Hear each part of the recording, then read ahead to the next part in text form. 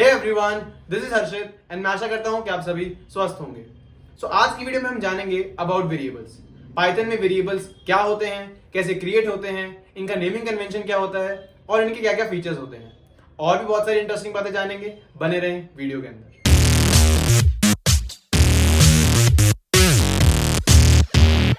Start करते हैं variables in Python से। पाइथन में variables are name locations that refer to a value. अब इसका मतलब क्या है? इसका मतलब बहुत ही सिंपल सा है। पाइथन में वेरिएबल सिर्फ एक नाम है जो एक वैल्यू को रिप्रेजेंट करता है। फॉर एग्जाम्पल, मैथ्स के अंदर भी हम लिखते हैं x इक्वल्स टू 10। इसका मतलब होता है कि x एक वेरिएबल है एंड 10 एक वैल्यू है। हम पूरा क्वेश्चन x की टर्म्स में सॉल्व करते हैं और फिर फाइनली x की जगह 10 रिप्लेस कर अपना फाइनल आंसर निकाल लेते हैं। पाइथन में भी यही सेम होता है। पाइथन में भी हम वेरिएबल को एक वैल्यू असाइन कर देते हैं और थ्रू आउट द कोड उस वेरिएबल की वही सेम वैल्यू रहती है अनटिल एंड अनलेस हम उस वैल्यू को चेंज ना कर दें। फॉर एग्जाम्पल, अगर मैं x की वैल्यू यानी वेरिएबल की वैल्यू अब यहाँ पे 20 कर दूं तो अब इसकी वैल्यू 10 से बदलकर 20 हो जाएगी। और अगर मैं इसे चेंज ना करूं तो वेरिएबल की वैल्यू वही रहेगी जो इनिशियली थी। These were variables in Python. अब चलते हैं वेरिएबल की क्रिएशन की तरफ। Creation of variable in Python. Python में वेरिएबल्स क्रिएट करना बहुत ही आसान है। आपको वेरिएबल का नेम देना है, फॉर एग्जाम्पल x, एंड उसको एक वैल्यू असाइन करनी है, फॉर एग्जाम्पल 10। अब इनमें से कोई भी एक चीज मिसिंग हुई तो आपका वेरिएबल पाइथन में क्रिएट नहीं हो पाएगा। इसका मतलब है कि अगर आपने वेरिएबल का नेम सेट नहीं किया तो वेरिएबल किसी नाम से क्रिएट होगा, एंड अगर आपने वेरिएबल को उसकी वैल्यू भी असाइन नहीं करी तो भी वेरिएबल क्रिएट नहीं हो पाएगा। फॉर एग्जाम्पल, अगर आपने सिर्फ वेरिएबल का नेम लिख के छोड़ दिया जैसे x और आपने इसको कोई भी वैल्यू असाइन नहीं करी तो आपका पाइथन में ये वेरिएबल कभी भी क्रिएट नहीं हो पाएगा। अब अगर आप अपने वेरिएबल का आउटपुट देखना चाहें तो आप उसको प्रिंट भी कर सकते हैं। प्रिंट करने के लिए हम लिखेंगे प्रिंट फंक्शन और उसके अंदर वेरिएबल का नाम। इससे आउटपुट में वेरिएबल की जो हमने वैल्यू असाइन करी थी, इस केस में 10, वही प्रिंट हो जाएगी। बट इस केस में कुछ बच्चे गलती भी कर सकते हैं। फॉर एग्जाम्पल, आप लिखोगे प्रिंट और डबल कोट्स में गलती से x लगा दोगे। इसमें आपके वेरिएबल की वैल्यू नहीं प्रिंट होगी, इसमें x ही प्रिंट हो जाएगा क्योंकि आपने उसको बोला है कि एक स्ट्रिंग प्रिंट कर दो, डबल कोट्स में स्ट्रिंग प्रिंट कर दो। अगर आपको अपने वेरिएबल की वैल्यू प्रिंट करानी है तो आपको अपने वेरिएबल का एक्चुअल नेम देना पड़ेगा विदाउट एनी डबल कोट्स। अब चलते हैं पाइथन में नेमिंग कन्वेंशन की तरफ। Naming convention of variables in Python. पर इसका मतलब क्या होता है? पाइथन में एक वेरिएबल को नेम करने से पहले आपको कुछ रूल्स एंड रेगुलेशंस फॉलो करने पड़ते हैं। ये वही रूल्स एंड रेगुलेशंस हैं। Rule number 1, variable name must start with a letter और एन अंडरस्कोर। एक वेरिएबल का नाम सिर्फ एक लेटर, जिसका मतलब अल्फाबेट, या फिर एक अंडरस्कोर से स्टार्ट हो सकता है। आप नंबर या फिर किसी स्पेशल कैरेक्टर से एक वेरिएबल का नाम स्टार्ट नहीं कर सकते। Rule number 2, variable name can not start with a number. एक वेरिएबल का नाम कभी भी नंबर से स्टार्ट नहीं हो सकता। पुराने वाले रूल में भी हमने यही बताया था। Rule number 3, variable name should only contain alphabets A to Z, numbers 0 to 9 and an underscore. इसका मतलब है कि वेरिएबल के नाम के अंदर आप कोई भी स्पेशल कैरेक्टर नहीं डाल सकते। स्पेशल कैरेक्टर मतलब एम्परसैंड, हैशटैग जैसे सिंबल, ये सब। Now rule number 4, variable names are case sensitive. Variables के जितने भी नाम होंगे वो केस सेंसिटिव होंगे। केस सेंसिटिव का मतलब होता है कि अपर केस और लोअर केस में डिफरेंस माना जाएगा। इसका मतलब अगर आप लिखते हो एज और एक लिखते हो कैपिटल ए से एज तो इन दोनों में फर्क होगा। Now rule number 5, variable names should not be keywords. Python में कीवर्ड्स भी होते हैं। कीवर्ड्स क्या होते हैं? Keywords convey a special meaning in Python and are reserve for a special purpose. Python में कीवर्ड्स का एक प्री डिफाइंड पर्पस होता है और इसीलिए आप उसको वेरिएबल के नेम्स की तरह यूज नहीं कर सकते क्योंकि उसका एक ऑलरेडी एग्जिस्टिंग मतलब प्रेजेंट है। पाइथन में जितने भी कीवर्ड्स हैं वो मैंने यहाँ मेंशन कर दिए हैं, आप यहाँ से रेफर कर सकते हैं। थ्योरी बहुत हो गई है, चलते हैं कोडिंग ब्लॉक्स की आईडी पे, थोड़ा सा कोड भी कर लेते हैं। चलते हैं कोडिंग ब्लॉक्स की आईडी पर, जैसे मैंने आपको पहले बताया था। लिंक फिर इसका नीचे मैं दे ही दूंगा। आ गए हम कोडिंग ब्लॉक्स की आईडी पर। यहाँ से हमने क्या हो गया, यहाँ से हमने पाइथन सिलेक्ट कर ली एंड इसको हमने हटा दिया। सबसे पहले हम वेरिएबल्स को क्रिएट करते हैं। हमने वेरिएबल का नेम ले लिया x, जैसे हमने पहले लिया था, और हमने इसको एक वैल्यू असाइन कर दी 10। और अब हमने इसको एक बार प्रिंट करके देख लिया इसकी वैल्यू क्या आ रही है। इसकी वैल्यू 10 आ रही है।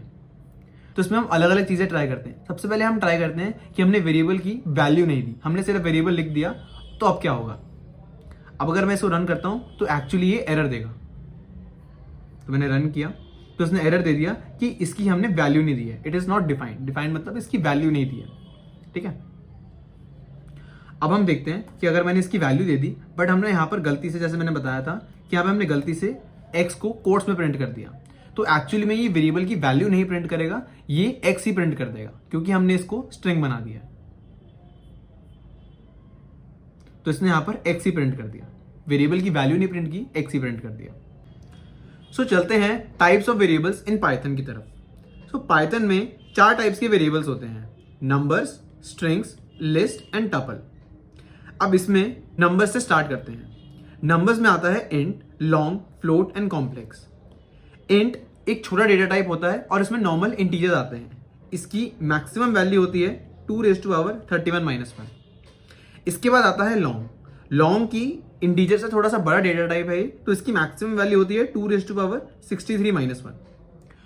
फ्लोट, फ्लोट के अंदर हम डेसिमल नंबर्स भी इंक्लूड कर सकते हैं। फॉर एग्जाम्पल 2.193 या फिर 3.14 पाई की वैल्यू। ऐसे ही हम बहुत सारी चीजें जो पॉइंट में आती हैं वो फ्लोट में इंक्लूड कर सकते हैं। कॉम्प्लेक्स नंबर्स होते हैं आयोटा, जिसके अंदर आयोटा आता है। फॉर एग्जाम्पल आयोटा का मतलब होता है √(-1).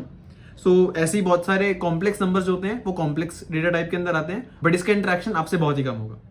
सो चलते हैं सेकंड डेटा टाइप की तरफ। Second data type is string.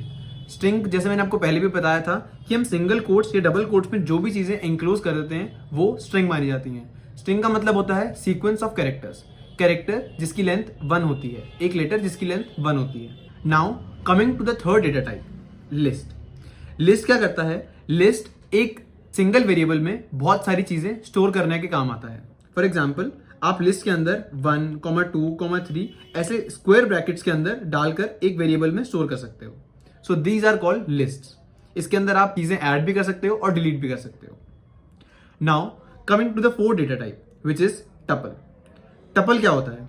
Tuple बिल्कुल ही लिस्ट का भाई है, बट इसके अंदर आप एक बार जो वैल्यू ऐड कर दो उसे डिलीट नहीं कर सकते, और इसे कर्ली ब्रेसेस से रिप्रेजेंट करते हैं। कर्ली ब्रेसेस में अगर आप 1, 2, 3 डाल दोगे और इसे एक नाम दे दोगे तो ये x एक टपल बन जाएगा, बट आप इसके अंदर से कभी भी कोई वैल्यू डिलीट नहीं कर सकते। ओके, सो ये थे पाइथन के 4 data types, numbers, string, list and tuple. So चलते हैं वेरिएबल्स की characteristic number 1 L values and R values की तरफ। अब इसका मतलब क्या है? एल वैल्यूज उन एक्सप्रेशंस को कहते हैं जो लेफ्ट हैंड साइड पे आते हैं, एंड आर वैल्यूज उन एक्सप्रेशंस को कहते हैं जो राइट हैंड साइड पे आते हैं। फॉर एग्जाम्पल अगर मैंने लिखा a = 3 × 10, इसके अंदर एल वैल्यू क्या है? एल वैल्यू है a, क्योंकि ये लेफ्ट हैंड साइड पे आई है, एंड आर वैल्यू क्या है? ये एक्सप्रेशन 3 × 10। तो आसान भाषा में एल वैल्यूज वो ऑब्जेक्ट्स हैं जिसके अंदर आर वैल्यू असाइन होती है। तो आर वैल्यू यहाँ पे इवेल्युएट होती है, 3 × 10 यहाँ पे इवेल्युएट होगा, एंड देन एल वैल्यू में असाइन हो जाएगा, जो लेफ्ट हैंड साइड में है उसमें असाइन हो जाएगा। सो अब इनकी कुछ प्रॉपर्टीज होती हैं, जैसे कि जो कॉन्स्टेंट्स एंड एक्सप्रेशंस होते हैं वो कभी भी लेफ्ट हैंड साइड पे नहीं आते, इसलिए वो हमेशा आर वैल्यू ही रहते हैं। फॉर एग्जाम्पल अगर मैंने लिखा a = 10, तो ये एकदम वैलिड केस है, क्योंकि हम एक वेरिएबल में एक कांस्टेंट असाइन करने की कोशिश कर रहे हैं। बट अगर मैं इसी को उल्टा कर दूं, मैं लिखूं 10 = a, तो ये वैलिड नहीं है, ये एरर दे देगा, क्योंकि हम एक कांस्टेंट में एक वेरिएबल असाइन करना चाहते हैं जो कि वैलिड नहीं है। तो अगर मैं इसे रन करूं तो ये एरर दे देगा, that can not assign value to a literal. इसका मतलब कांस्टेंट्स कभी भी एल वैल्यू नहीं हो सकते। सिमिलरली हम अगर ट्राई करें किसी एक्सप्रेशन को लेफ्ट हैंड साइड पे लिखने का, तो वो भी अलाउड नहीं है। जैसे अगर मैंने ट्राई किया 3 × 10 = a, तो ये भी अलाउड नहीं है। तो अगर मैं इसे रन करने की कोशिश करूं तो ये भी एरर दे देगा, क्योंकि हम एक एक्सप्रेशन को एक वेरिएबल असाइन करने की कोशिश कर रहे हैं जो कि वैलिड नहीं है। पुराने वाला सिमिलर केस। बट जो वेरिएबल्स होते हैं वो कहीं भी आ सकते हैं। वेरिएबल्स लेफ्ट हैंड साइड पे भी आ सकते हैं, राइट हैंड साइड पे भी आ सकते हैं, इसलिए वो दोनों हो सकते हैं, एल वैल्यू भी, आर वैल्यू भी। तो एक बार इसको ट्राई करके देखते हैं। अगर मैंने एक और वेरिएबल को एक वैल्यू असाइन करी b = 10, तो अब अगर मैं लिखूंगा a = b, तो ये वैलिड केस है। अब इसमें क्या हो रहा है, a जिसकी पहले वैल्यू 10 थी, अब उसके अंदर हम b की वैल्यू असाइन कर रहे हैं, b को हम वैल्यू 20 ले लेते हैं, तो अब हम इसके अंदर a के अंदर b की वैल्यू डाल रहे हैं, तो ये वैलिड केस है, इसमें कोई गलती नहीं है। बस इसके अंदर a की वैल्यू चेंज हो जाएगी, a की वैल्यू चेंज होगी, अब 20 हो जाएगी। एक बार अगर मैं प्रिंट करने की भी कोशिश करूं इसे,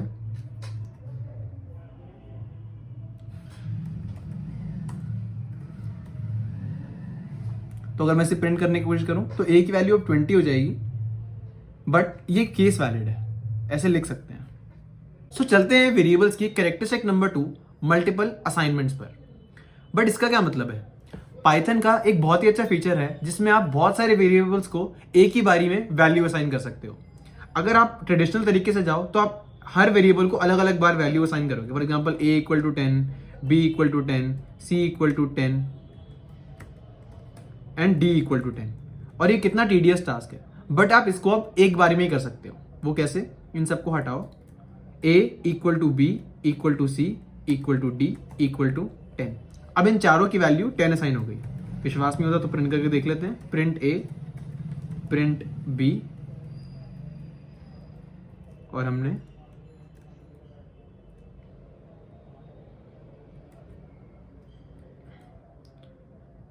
C और D भी प्रिंट कर दिया। तो इन चारों की वैल्यू यहां प्रिंट हो जाएगी, विच इज 10 10 10 10। तो यहां पे 10 10 10 10 प्रिंट हो गया। अब अगर आप चाहो कि नहीं यार सबको अलग अलग वैल्यू देनी है, तो उसके लिए भी बहुत सिंपल प्रोसीजर है। आप क्या कर सकते हो? अब मैं E F G H से करके दिखाऊंगा।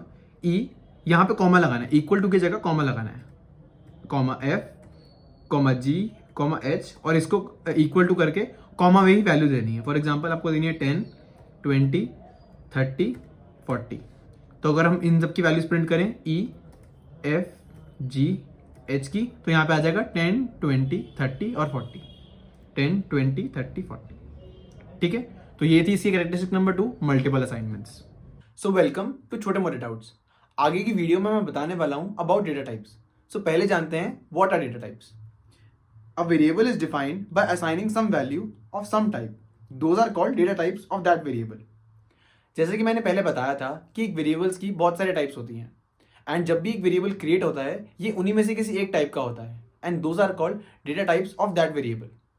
फॉर एग्जाम्पल इस केस में x इक्वल टू 10 में x का डेटा टाइप इंटीजर होगा, क्योंकि इसे जो वैल्यू असाइन हुई है वो int टाइप की है।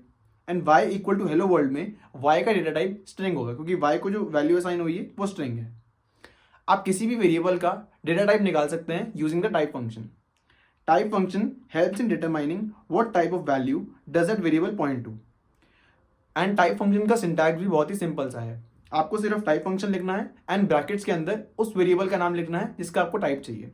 फॉर एग्जाम्पल इस केस में अगर मैं टाइप x लिखता हूँ तो x एक इंटीजर टाइप का है, तो आउटपुट में int आ जाएगा। एंड अगर मैं टाइप y लिखता हूँ तो y एक स्ट्रिंग टाइप का है, तो आउटपुट में स्ट्रिंग आ जाएगा। This was data types in छोटे मोटे डाउट्स। सो चलते हैं वेरिएबल्स के लास्ट कैरेक्टरिस्टिक की तरफ। Characteristic number 3 dynamic typing. अब इसका मतलब क्या है? पाइथन आपके कोड के अनुसार जो भी वेरिएबल्स हैं उसका डेटा टाइप चेंज करता रहता है। फॉर एग्जाम्पल अगर मैंने एक वेरिएबल बनाया x और इसको वैल्यू असाइन करी 10, अब अगर मैंने इसकी वैल्यू प्रिंट करनी चाहिए तो इसका मतलब क्या होगा? मैं यहां पर 10 प्रिंट कर दूंगा, आउटपुट में क्या आएगा? इसकी वैल्यू विच इज 10। अब अगर मैं इसका डेटा टाइप जानना चाहूं तो इसका डेटा टाइप क्या होगा? int, क्योंकि 10 है तो ये int होगा। बट अगर मेरे को देखना है आउटपुट में तो मैं इसका बोलूंगा data type is equals to. अब डेटा टाइप कैसे देखते हैं? टाइप फंक्शन होता है पाइथन के अंदर जिसके अंदर आप टाइप लिखो और उसके बाद अपने वेरिएबल का नाम डाल दो जिसका भी आपको डेटा टाइप देखना है। तो मैंने यहाँ पे टाइप लिखा और x डाल दिया मुझे, क्योंकि मुझे x का डेटा टाइप देखना है। अब अगर मैंने यहाँ पर डेटा टाइप प्रिंट करने की कोशिश करी तो इसने मुझे यहां पर int क्लास प्रिंट कर देगा। int क्लास प्रिंट कर दी, इसका मतलब जो x वेरिएबल बन रखा है उसका अभी डेटा टाइप int है। अब अगर मैं सेम वेरिएबल नेम यूज करके डिफरेंट डेटा टाइप की वैल्यू एंटर करूं तो क्या होगा? फॉर एग्जाम्पल मैंने x में स्ट्रिंग एंटर कर दिया, हेलो वर्ल्ड। अब इसका डेटा टाइप स्ट्रिंग बन चुका है। और अगर मैं इसको प्रिंट करने की कोशिश करूं सो इसकी वैल्यू में तो प्रिंट हो जाएगा हेलो वर्ल्ड, और इसके डेटा टाइप में प्रिंट हो जाएगा। अगर मैं इसका डेटा टाइप यहां पे लिखूं टाइप ऑफ x, और अगर मैं इसे डेटा टाइप को प्रिंट करूं तो यहां पे पहले हेलो वर्ल्ड प्रिंट हो जाएगा और उसके बाद ये मैंने x प्रिंट कर दिया, यहां पे डेटा टाइप प्रिंट करना था तो यहां पे मैंने डेटा टाइप प्रिंट कर दिया तो उसकी क्लास स्ट्रिंग प्रिंट हो जाएगी। str is short form for string. तो इसीलिए पाइथन अपने आप ही कन्वर्जन करता रहता है। यहाँ पे पहले int था और int से उसने अपने आप ही स्ट्रिंग में कन्वर्ट कर दिया, वेरिएबल नेम सेम थे। तो इसे कहते हैं dynamic typing. Dynamic typing Python का बहुत ही अच्छा फीचर है।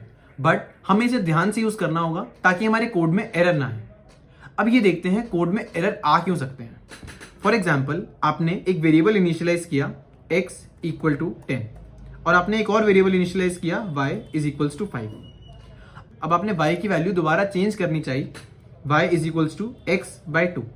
अब y में वैल्यू क्या आ जाएगी, y में यहाँ पर वैल्यू आ जाएगी 10 बाई 2 विच इज 5। तो अगर मैं यहाँ पे प्रिंट करना चाहूँ y, तो यहाँ y की वैल्यू होगी 5। ठीक है, सो y की वैल्यू 5 प्रिंट हो गई। अब अगर मैं ट्राई करूं x को एक डिफरेंट डेटा टाइप की वैल्यू देने का, फॉर एग्जांपल मैंने x को एक स्ट्रिंग डेटा टाइप की वैल्यू दे दी, मैंने x को दे दिया एक स्ट्रिंग डे नाम का। एंड अगर अब मैं ट्राई करूं y equal to x by 2 करने का, तो क्या होगा, तो एक्चुअली में ये एक एरर फेंक देगा। एरर क्यों दिया इसने, क्योंकि हमने दो डिफरेंट डेटा टाइप्स को इवैल्यूएट करने की कोशिश करी थी। x एक स्ट्रिंग है एंड 2 एक इंटीजर डेटा टाइप है, और हमने दो डिफरेंट टाइप को इवैल्यूएट करने की कोशिश करी, इसीलिए एरर आ गया। पाइथन या किसी भी कोडिंग लैंग्वेज में हम दो डिफरेंट डेटा टाइप्स को इवैल्यूएट नहीं कर सकते, और लॉजिकली इसका कोई एक्सप्लेनेशन भी नहीं बनता। आप एक स्ट्रिंग को 2 से डिवाइड करना चाहते हो, ये एक लॉजिकल ऑपरेशन भी नहीं है, तो इसीलिए कोई भी दो डिफरेंट डेटा टाइप्स कभी इवैल्यूएट नहीं हो सकते। सो पाइथन में आप जब भी कोई एक्सप्रेशन इवैल्यूएट कर रहे हैं, तो बस ये ध्यान रखें कि उसकी डेटा टाइप सेम हो, और डेटा टाइप जानने के लिए आप टाइप फंक्शन यूज कर सकते हैं। सो ये थी पाइथन में वेरिएबल्स की कहानी। आपको कोई भी डाउट हो तो आप मुझसे इंस्टा पे पूछ सकते हैं या फिर नीचे कमेंट्स पे पूछ सकते हैं। I try to reply as soon as possible. So आपको ये वीडियो अच्छी लगी हो तो लाइक करें, नहीं लगी हो तो सब्सक्राइब करें, क्योंकि अभी हम सीख रहे हैं यूट्यूब की वीडियोस बनाना यार। आगे आने वाली वीडियोस में आग तो लगा ही देंगे। This was Harshit Rehan signing off. Take care everyone, अगली वीडियो में मिलते हैं।